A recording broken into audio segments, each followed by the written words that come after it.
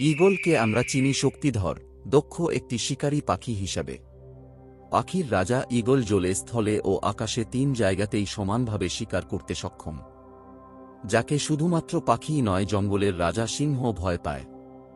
Eagle নিজের থেকে বড় প্রাণীদের শিকার করতেও ভয় পায় না। শিকার তার থেকে বড় হোক বা ছোট, তাতে ঈগল কখনো লক্ষ্য পরিবর্তন করে না। ঈগলের সাহস, প্রকৌশল ও পরিশ্রমের তুলনা অন্য কোনো পাখির সঙ্গে হয় না। তাই এই সাম্রাজ্যের রাজা একমাত্র ঈগল। তবে পাখির রাজা ঈগল নিজ জীবনে মেনে চলে 5টি মূলনীতি, যা মানুষ হিসাবে আমাদের জন্য অত্যন্ত শিক্ষণীয় ও অনুসরণীয়। আজকের ভিডিওতে এমন 5টি কথায় বলবো যা আমরা ঈগলের জীবন থেকে শিখতে পারি। ঝড় আসলে ঈগলটা এড়িয়ে না গিয়ে বরং ঝড়ের বেগকেই কাজে লাগিয়ে উঁচুতে উড়ে যায়। অন্যান্য পাখিরা যখন পাতা ও গাছের আড়ালে লুকিয়ে থাকে, ঈগল তখন ঝড়ের বিরুদ্ধে তার ডানা ঝাপটে যায় এবং ঝড়ের বেগকেই কাজে লাগিয়ে মেঘকে ভেদ করে উপরে উঠে যায়। এমনকি একবার বাতাসের বেগ পেয়ে গেলেই ঈগল তার ডানা ঝাপটানো বন্ধ করে দেয় এবং স্বয়ংক্রিয়ভাবেই উপরে যেতে থাকে। ঝড়কে যেন সে খুব ভালোবাসে। চ্যালেঞ্জকে চ্যালেঞ্জ নয়, সুযোগ হিসেবে দেখতে হবে। অন্য সব পাখিরা যখন আশ্রয়ের জন্য জায়গা খুঁজে, ঈগল তখন ঝড়ের মাঝেও উড়ানে মগ্ন থাকে। ঝড়ের বেগকে কাজে লাগিয়েই ঈগল টিকে থাকে বৈরী আবহাওয়ায়। তাই সাফল্যপিপাসু একজন স্বপ্নবাজকেও প্রতিটি চ্যালেঞ্জ সাদরে গ্রহণ করতে হবে। একমাত্র প্রতিকূল পরিস্থিতিই পারে নতুন কিছু শেখাতে, সমস্যা সমাধানের দারুণ দক্ষতাটি বাড়াতে। অতএব চ্যালেঞ্জ আসলে এড়িয়ে না গিয়ে তার মুখোমুখি হতে হবে, দৃপ্ত হাতে লড়তে হবে। বাধা নয়, শক্তিতে পরিণত করতে হবে, ঠিক যেভাবে ঈগল করে। পাখির রাজা ঈগল সর্বদা জীবন্ত প্রাণীকে খাবার হিসেবে খেয়ে থাকে। কখনোই কোনো মৃত জিনিস তারা ভক্ষণ করে না। রোজ রোজ নতুন শক্তির চাহিদায় ঈগল কখনোই মৃত কিছু না খেয়ে বরং জীবন্ত ও নতুন কোনো শিকারের পিছে ছুটে। ঠিক একইভাবে গতিশীল পৃথিবীতে নিজেকে এগিয়ে রাখার লক্ষ্যে নিজেকে সর্বদা নতুন সব তথ্য দিয়ে আপডেটেড রাখতে হবে। প্রতি সেকেন্ডেই বদলে যাচ্ছে অনেক কিছু। তাই সার্বক্ষণিক তোমাকে জানতে হবে সর্বশেষ তথ্য ও খবর। জীবনের লক্ষ্য আরও স্পষ্ট করার জন্য এসব নতুন তথ্য নতুন শক্তির যোগান দেয়। তাছাড়াও আশেপাশের কিছু মানুষ মৃত ও পচা মাংসের মতোই। তারা সর্বদা এমন সব কথাই বলে যা আমাদের নিরুৎসাহিত করে। তবে এখানেই শিক্ষা নিয়ে হাজির হয় ঈগল পাখি। সে যেমন চড়ুই, কবুতরের মতো পাখিদের জন্য নিরুৎসাহিত না হয়ে আরও উঁচুতে উড্ডয়ন করে, তোমাকেও কোনো কিছুতে কান্না দিয়ে ঈগলের মতোই এগিয়ে যেতে হবে নিজের স্বপ্ন ছুঁতে। ঈগল অনেক উঁচুতে উড়ে এবং কখনোই চড়ুই কিংবা অন্যান্য ছোট পাখিদের সাথে মেশে না, উড়েও না। ঈগল যেই উচ্চতায় উড়ে বেড়ায়, সেই উচ্চতায় অন্য কোনো পাখি পৌঁছাতেও পারে না। এজন্যেই ঈগল একা ওড়ার সিদ্ধান্ত নেয়, কারোর সাথে দল বেঁধে নয়। কাকচুড়ুই যেহেতু ঈগলের সমান এত উঁচুতে উঠতে পারে না, তাই ঈগল তাদের সাথে দল বাঁধে না। মানুষ হিসাবে তোমাকেও জীবনে চলার পথে এমন মানুষগুলোর সাথেই চলতে ফিরতে মিশতে হবে, যারা তোমার সমান স্বপ্ন দেখে, যাদের সাথে তোমার দৃষ্টিভঙ্গি মিলে, যাদের সাথে থাকলে তোমার ব্যক্তিগত উন্নয়ন সম্ভবপর হবে। বন্ধুত্ব করতে হবে সমমানসিকতার মানুষের সাথে এবং এড়িয়ে চলতে হবে এই কাক ও চড়ুইদের, যাদের সাথে তোমার জীবনের লক্ষ্যে আকাশ পাতাল পার্থক্য। ঈগলের রয়েছে তীক্ষ্ণ দৃষ্টিশক্তি, যার মাধ্যমে সে আকাশে থাকা অবস্থাতেই 5 কিলোমিটার পর্যন্ত দেখতে পায়, তাও একদম স্পষ্ট। ঈগল যখন তার শিকার খোঁজে, সে তার সব ফোকাস সেটার ওপর নিয়ে যায় এবং বেরিয়ে পড়ে শিকারের জন্য।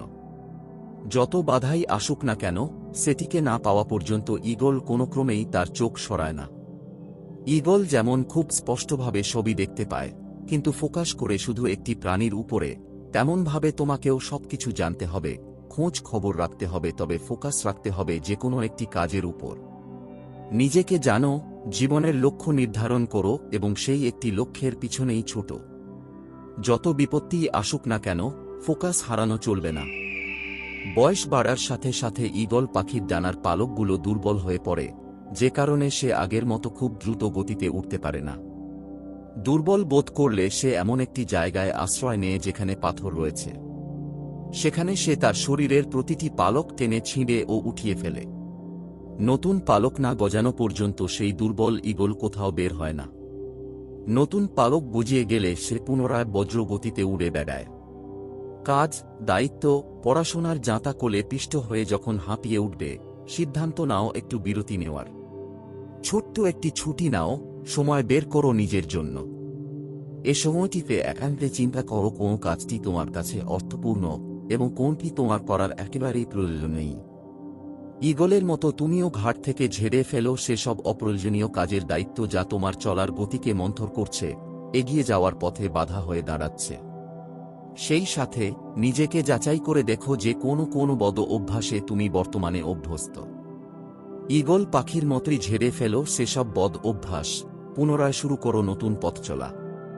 ঈগল তার বাসায় কখনো আরামদায়ক বস্তু রাখে না, সে ছোট ছোট গাছের ডাল আর কাটা দিয়ে বাসা তৈরি করে, কারণ ঈগল চাই না নরম বিছানা তাকে তার শিকার করার পরিবর্তে আরাম করার জন্য বাধ্য করুক।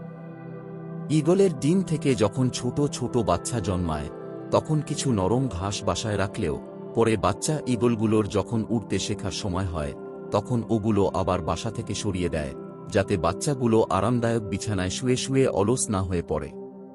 এরপর মা ঈগল তাদেরকে বাসা থেকে বাইরে ছুড়ে দেয়, আর তাই ছানাগুলো যখন ফিরে আসে, কাঁটার সাথে আঘাত পেয়ে তারা নিজেই বাইরে ঝাঁপ দেয়।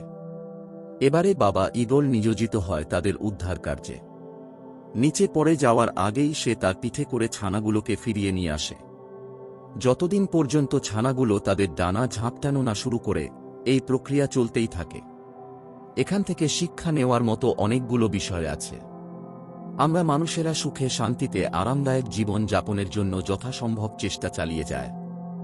আমরা আমাদের কাজ তখনই করি যখন সেটার প্রয়োজন পড়ে। এক কথায় আমরা কমফোর্ট জোন থেকে বের হতেই চাই না। মোবাইল হাতে নিয়ে অর্ডার করলেই মুহূর্তের মধ্যেই পৌঁছে যায় খাবার ও প্রয়োজনীয় সামগ্রী। আমরা প্রয়োজনীয় বিলগুলিও তখনই পেমেন্ট করি যখন সেটার লাস্ট ডেট মনে পড়ে। জরিমানার ভয় না থাকলে হয়তো আমরা আমাদের বিলও কখনো ঠিক সময় মতো দিতামই না। অতএব এখান থেকে আমাদের শেখা উচিত যে আমরা যেখানে স্বাচ্ছন্দ্য বোধ করি, সারা জীবন ওখানেই থাকলে আমরা নতুন কিছু শিখব না, জীবন নিয়ে জানব না, নিজের ক্ষমতাগুলো নিয়ে অবগত হব না। এক কথায়, কমফোর্ট জোন থেকে বের হতেই হবে, নচেত নতুন কিছু শেখা কখনোই সম্ভব নয়। পৃথিবীতে আর যা কিছুই হয়ে যাক, বাবা মা কখনোই সন্তানের অমঙ্গল কামনা করেন না। মা ঈগল তার ছানাগুলোকে ছুঁড়ে দিতে চায় যেন তারা উঠতে শিখে, বাবা ঈগল তাদের পড়ে যাওয়া হতে বাঁচায়। এটাই কি অনুসরণীয় নয়?